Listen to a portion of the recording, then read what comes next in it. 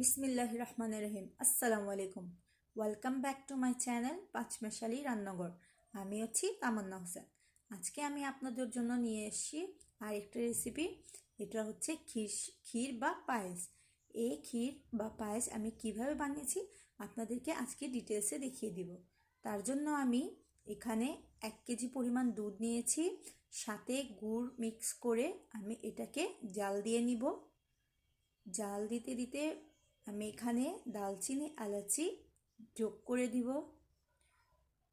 দেওয়ার পরে আমি এখানে 1 কাপ পোলার চাল ভিজিয়ে রেখেছিলাম, ওটা অ্যাড করে দিলাম। তারপরে চিনি দিয়ে দিলাম, কিছু পরিমাণ গুড় দিয়ে দিলাম, 1 চিমটি লবণ। আমি একটু নারিকেল দিয়েছি, আপনাদের কাছে থাকলে দিবেন, আর না দিলেও হবে। আপনারা মনে করতে পারেন এখানে গুড় দেওয়ার পরে আমি চাল দিয়েছি সেটা গলবে কি না, কিন্তু আমি চালটাকে যেহেতু 10 মিনিট ভিজিয়ে রেখেছিলাম পানির মধ্যে, তাই এখানে এটা সুন্দর করে সিদ্ধ হয়ে যাবে। আপনারা দেখতে থাকুন। আমি এটাকে নাড়তে নাড়তে এখানে দেখেন বলক চলে আসছে। তারপরে এটাকে নাড়তেই থাকবো নাড়তে নাড়তে এই ক্ষীরকে আমি রান্না করে ফেলবো।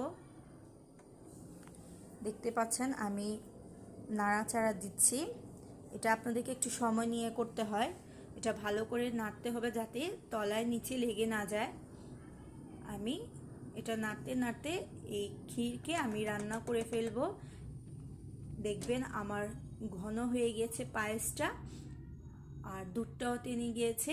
এরকম একটা যখন টেক্সচারটা চলে আসবে তখন বুঝবেন যে আপনার পায়েসটা বা ক্ষীরটা রেডি। এখন আমি ক্ষীরগুলোকে বেড়ে নিই। দেখতে পাচ্ছেন আমি যে সার্ভ করে নিয়েছি।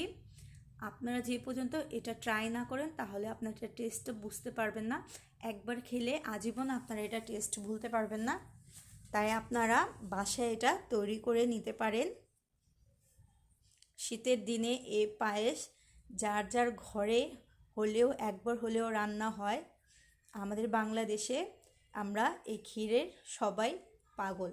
তারপরে ক্ষীরের সাথে যদি কিছু লুচি হয়ে যায় তাহলে তো বেশ জমে যাবে। তাহলে আমি এখানে ফুলকো ফুলকো লুচিগুলা কিছুটা ভেজে নিলাম, আর দেখেন আমি সার্ভ করে নিয়েছি। আর লুচির সাথে এটা খুবই ভালো লাগে খেতে। আপনারা একদিন ট্রাই করে দেখতে পারেন। যে পর্যন্ত আপনারা না বানিয়ে নেন ওই পর্যন্ত আপনারা বুঝতে পারবেন না যে এটা কতটুক মজাদার। আপনারা এইরকম পায়েসটা ঘরে একবার বানালে সবাই বারবার খেতে চাবে, এটা আমি আপনাকে বলে দিলাম। আর লুচির সাথে